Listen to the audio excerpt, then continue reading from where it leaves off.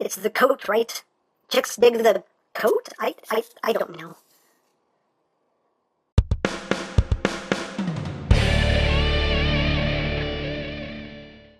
Hey, what's up, my peoples? EmGo here, the freaking geek himself, and today we will be reviewing the DC Multiverse Batman v Superman Nightmare Batman. So here we are, and there he is, and first and foremost, as always, we'll take a quick look at the packaging. So right up front here, we have Desert Batfleck. On this side of the box, we have that same picture of Desert Batfleck. You have a brief rundown of the movie itself. On this side, you just have the Batman v Superman logo. On the top here, DC Comics Multiverse. On the back of the box, you have your obligatory product shots. Collect and connect all 8 figures to build Batman's grapnel blaster. And that's basically it for the packaging.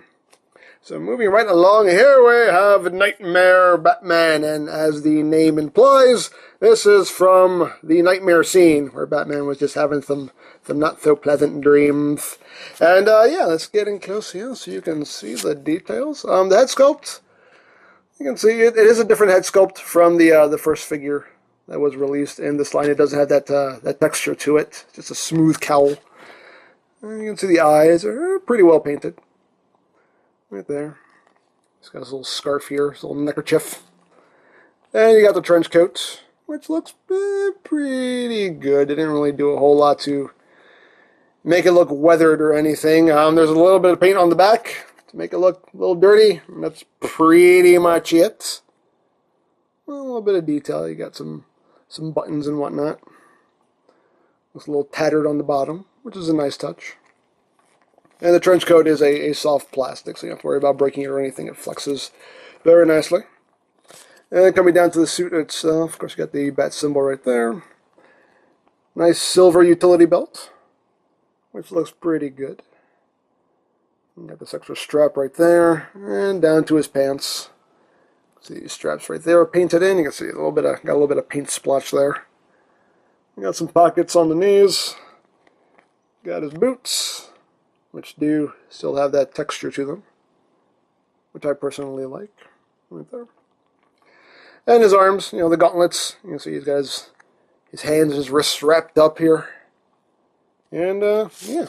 So there you go. Articulation-wise, the head is on the ball joint. Can't really get any wiggly-waggly movements, but it can rotate. It can actually move very freely, even with the trench coat on. You can still do a full 360. And the trench coat just kind of flexes out of the way. Upward movement, really very slight upward movement, very slight downward movement. Shoulders can do a full 360. Can go in and out. You do have a swivel at the elbow. You have a little bit of elbow bend, not a lot. That's all you're going to get. Wrist swivel. You do have a waist swivel. Legs can go forward, only that much backward. I can move the coat out of the way, backwards, that much outward movement. You can pretty much do the full splits. You do have a thigh swivel. Good 90 degrees of knee bend, and the feet can pivot up and down. So yeah, the elbow joint, you can see, you don't get a whole lot of range of movements on the left arm, and the right arm is actually worse. The right arm, that's pretty much all the bend you're going to get. That's it. It doesn't go any further than that, so yeah. Articulation is a bit hindered by the trench coat. So there you have that. If we can get him standing again, there we go. Now he does include some accessories. He does have his goggles right here. As you can see, the only paint is just the black right there in the lenses. That's all. It is a soft plastic. And you can take this and just put it over the cowl. You can get it over his eyes, but you really have to stretch the strap to get it to look good. Like you have to stretch this more than I'm comfortable with, but you can get the goggles over his eyes right there. But me personally, I just like to leave the goggles up. Like that. That's the way I'm going to display them. That's the way I prefer it. But like I always say, your toy, display it however you wish. So there you go. Why am I having such trouble getting him to stand now? Come on, man. Come on. There you go. He does also include some batarangs. You get 3 of these little batarangs here. And they are made of a soft plastic. Nothing to them. They're just, just solid black plastic. They are made in China. Bruce Wayne outsources, apparently. I don't know. But you get 3 batarangs, and he can hold them. Well, he can hold one anyway. You can see his fingers there, kind of in a little pinching pose. You kind of just wedge a batarang in there, if I can. I have done it. I have done this before. Come on. There we go. You can hold the batarang. There you go. You can't really do anything with the other 2, so I don't know. I don't know. But there you go. So for comparison, we'll bring in the rest of this line. Bring in the regular Batman, the armored Batman. You stand. You stand because it's normal. There you go. We'll bring in Soups. And what else? We'll bring in Lex Luthor. See if we can get all these guys lined up here. We got the Bat Creature right there. And we'll just have Wonder Woman there front and center. There you go. I'll pull back here, and there you go.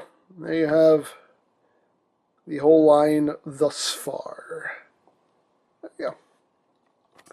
So there you have that, and that. And of course, being a collect and connect figure, we do get another piece of the Grapnel Blaster right here. Which again, has some pretty good detail to it, some pretty nice paintwork.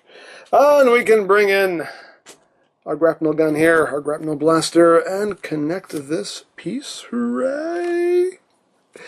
We're pretty much done. We only have one small piece left, one small piece. And we just kind of work this in here and just clip that into those slots. Push it up. There we go. Is that all clipped in? I think so. Yep. Everything seems like it's clipped in. And there you go.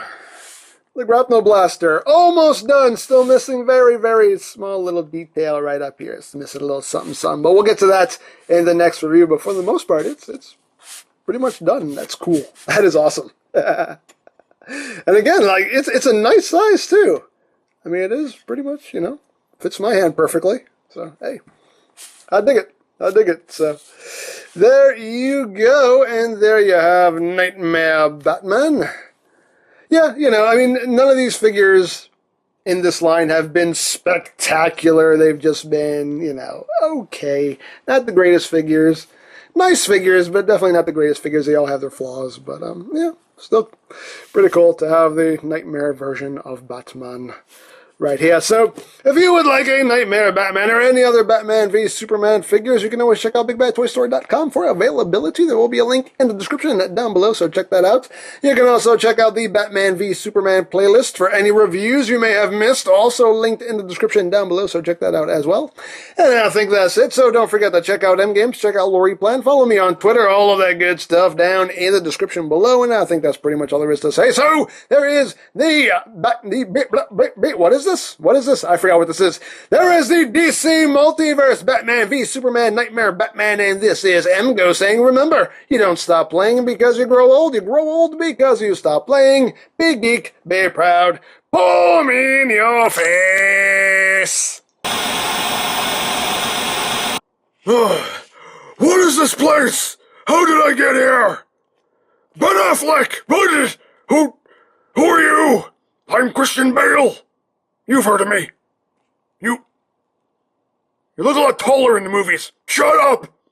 Look, I'm here to tell you that the movie was a big flop. Everyone hated it, and you're gonna be replaced as Batman. What? You mean you're gonna play the part again? No. Worse. Justin Bieber.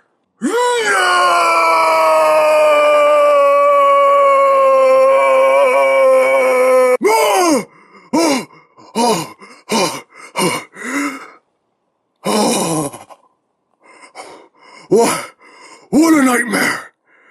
My God. I need to stop falling asleep on rooftops. Seriously. This isn't healthy. Oh boy. Oh boy.